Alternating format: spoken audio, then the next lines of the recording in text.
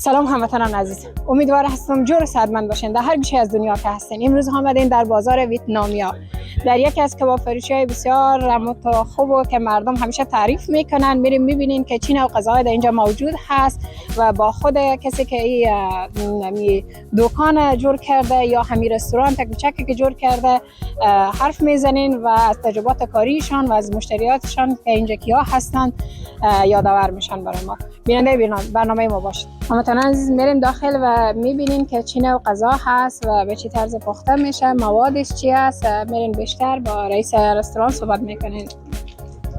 من گفتم که سلام. خوب هستین؟ صحتتان خوب است؟ بخیر هستین؟ شما سلامت باشین. تشکر. میشه خود یک معرفی کنین به بیننده عزیز؟ نام من هادی کباب در برلین در بازار ویتنامیا. دیگه 15 سال سابقه آشپزی دارم. همینجا هم کل غذا رو خودم جور میکنم. دیگه سعی میکنیم همیشه بهترین کیفیت، بهترین غذا رو جور کنیم. بسیار خوب. هادی جان، همتون معلوم میشه بیننده عزیز که میبینین در حال صحبت کردن و مصروف کار هم هستن.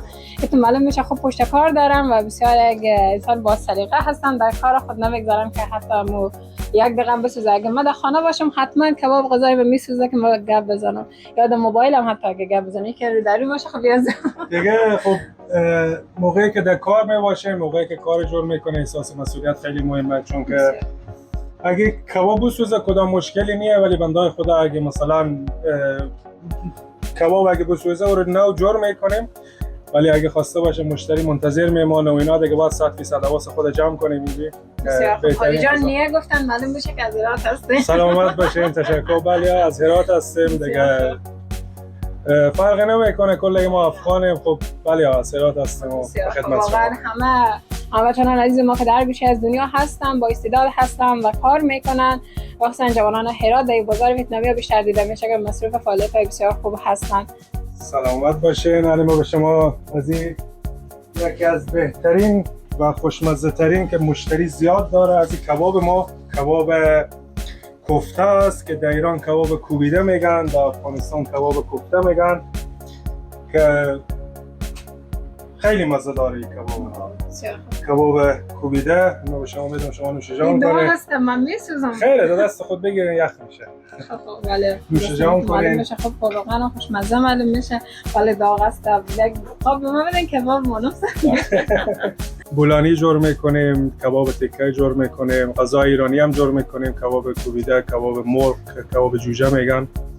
دیگه در روزهای شنبه و یک شنبه که هست شعله جور میکنیم. این شعله در نام شعله مشهدی است که خیلی غذای پر انرژی، ویتامین داره، پروتئین داره. دیگه غذایی است که در روزهای که بعد صبح نوش جان کنین که تحرک داشته باشین که تا شب هست کرده بتونین. انشالله از این هفته آینده کله پاچه هم جور میکنیم روزهای شنبه، روزهای آخر هفته. بله دیگه سعی میکنیم بهترین کیفیت داشته باشیم. درست از جای ما خورده است، اگه جای ما هتل 5 ستاره نیست ولی غذای ما 5 ستاره هست. خصوصا وقتی که جاهای خردتر باشه مسئولیشان بیشتر سعی میکنن کیفیت درست‌تر برسونن برای مردم و بیروبارکی که در رستوران‌های خرد است در هیچ کدام از رستوران‌های بزرگ نیست، چون کیفیت از او بالاتر است. فکر میکنم از رستوران‌هایی که کلانتر هست یا در جاهای بهتر موقعیت داره. هادی جان، یک سوال دیگه داشتن از شما و جای برای شیشتن هم هست و ای که بر ما بگین در کدام همین نزدیک است یا نه کمی دورتر می باشه، جایی که مردم میشینن غذا میخورن؟ بله جای شیشتن هم داریم، جایی برای ظرفیت تقریبا 35 تا 40 نفر جای شیشتن داریم ما اینجا، و ای که غذا برای سفارشات مجالس هم ما جور میکنیم. همشهریای ما، افغانای ما، دوستان ایرانی ما غذا سفارش میدن برای مجالس شادی، مجالس عروسی، هر نوع مجالسی که داشته باشن.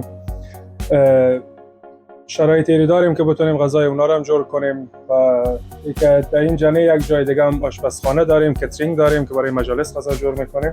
بسیار بسیار دیگه دوستان و بینندگان عزیزی که ما را از این چینل نگاه میکنن در درجه اول که چینل لایک کنن و سابسکرایب کنن و اینکه بیاین از ما که هست الکی تبلیغات نیست، بیاین نوش جان کنین. همیشه گفتیم اگه مزه‌دار نبود پیسه ندین، مهمان ما باشین.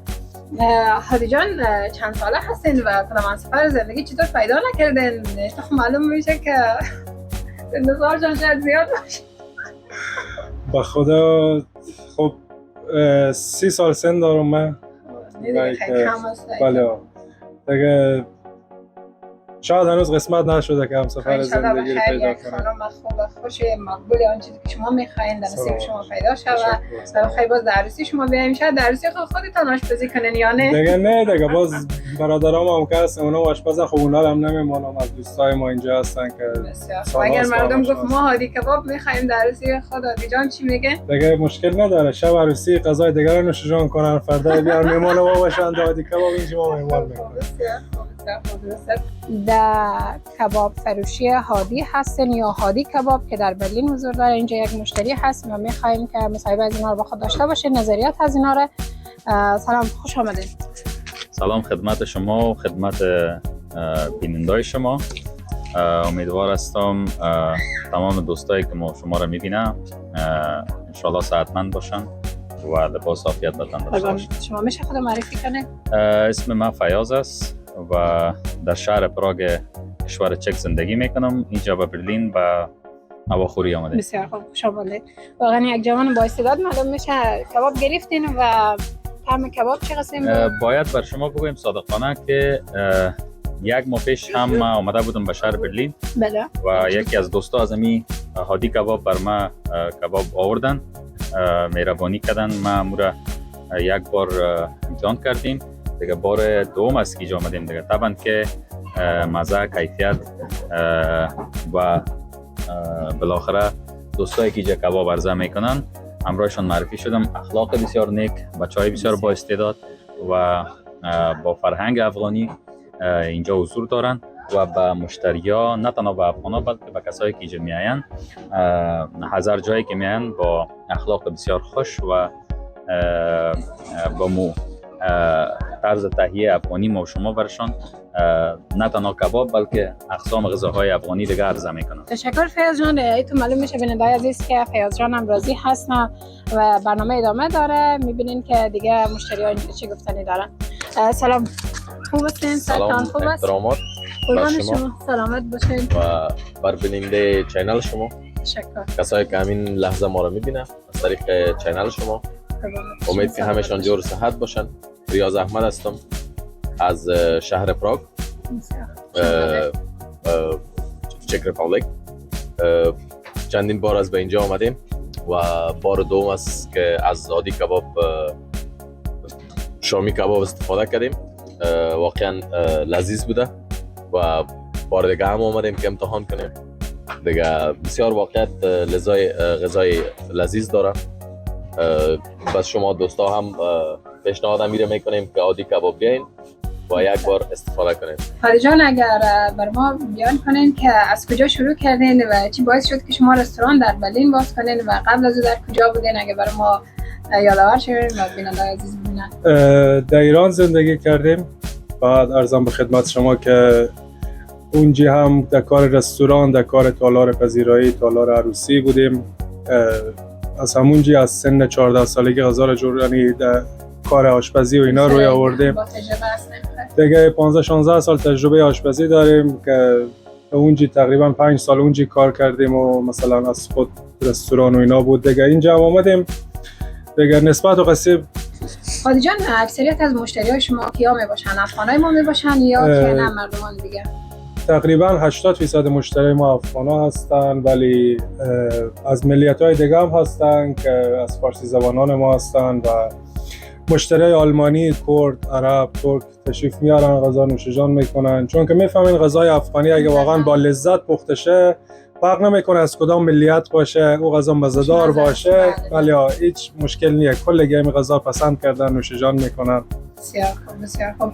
و خاردارم دارین پشت خانه مردم یا نه فقط مردم میان میگیرن؟ نه، اگه برای مثلا سفارشات 10 یا 15 پرس به بالا باشه او رو میتونیم مثلا در خانه ببریم، ولی سفارشات کم متاسفانه به خاطر کمبود جا نمیتونیم قبول کنیم و کم مثلا راه دور باشه.